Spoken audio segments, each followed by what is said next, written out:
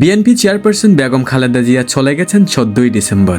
এখন শুধু আনুষ্ঠানিক ঘোষণা বাকি। ছেলেকে দেশে ফিরিয়ে নাটক সাজালো, কদিন পরেই ঘোষণা দিয়ে ভোটের আবেগ দেওয়া হবে। প্রিয় দর্শক, এমনই একটা মন্তব্য করেছেন ইউটিউবার, ভ্রমণকারী এবং কন্টেন্ট ক্রিয়েটর বনি আমিন, যাকে আপনারা খুব ভালো করেই চিনেন। তবে সাম্প্রতিক সময় তার এই পোস্টটা নিয়ে তুমুল আলোচনা সমালোচনা হচ্ছে। তিনি তার ফেসবুক পেজের একটি পোস্টে লিখেছেন, তিনি চলে গেছেন 14ই ডিসেম্বর, এখন শুধু আনুষ্ঠানিক ঘোষণার বাকি। আর এই পোস্টে তিনি কাকে উদ্দেশ্য করে লিখেছেন সেটা পানির মতোই স্বচ্ছ। তবে আসলেই কি বেগম জিয়া চলে গেছেন, অথবা এই মুহূর্তে তার অবস্থা কেমন, এ বিষয়ে জানতে হলে আমাদেরকে যেতে হবে তার মেডিকেল বোর্ডের কাছে। হাসপাতালে চিকিৎসারত বিএনপি চেয়ারপারসন বেগম খালেদা জিয়ার অবস্থা অত্যন্ত জটিল। তিনি হাসপাতালে সংকটময় মুহূর্ত পার করছেন বলে জানিয়েছেন তার চিকিৎসায় ঘটিত মেডিকেল বোর্ডের সদস্য ও বিএনপির স্থায়ী কমিটির সদস্য ডক্টর AJM জাহিদ হোসেন। চিকিৎসারত খালেদা জিয়ার স্বাস্থ্যের সর্বশেষ কি অবস্থা? সাংবাদিকদের এমন প্রশ্নের জবাবে এই চিকিৎসক বলেছেন, স্বাভাবিকভাবেই উনার অবস্থার উন্নতি হয়েছে, কথা বলা যাবে না। উনার অবস্থা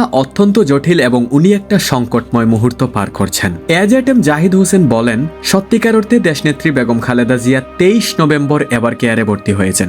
ভর্তি হওয়ার পরবর্তীতে উনার শারীরিক অবস্থা বেশ অবনতি হয়েছিল। স্বাস্থ্যের ক্রমাগত অবনতির কারণেই খালেদা জিয়াকে ক্যাবিন থেকে CCU এবং সেখান থেকে পরবর্তীতে ICU-তে নেওয়া হয় বলেও জানান তিনি। তাছাড়া খালেদা জিয়ার চিকিৎসা প্রসঙ্গে তার চিকিৎসায় গঠিত মেডিকেল বোর্ডের এই সদস্য বলেন, দেশি বিদেশি চিকিৎসকেরা বিএনপি চেয়ারপারসনকে চিকিৎসা দিচ্ছেন। তার পুত্রবধূ ডক্টর জুবাইদা রহমানও তাতে যুক্ত রয়েছেন। তো প্রিয় দর্শক, এই বিষয়টা নিয়ে আপনার কি মতামত? ডক্টররা সত্যি বলছেন নাকি বনি আমিন সত্য বলছেন? আপনার মতামত কিন্তু অবশ্যই কমেন্ট করে জানাবেন।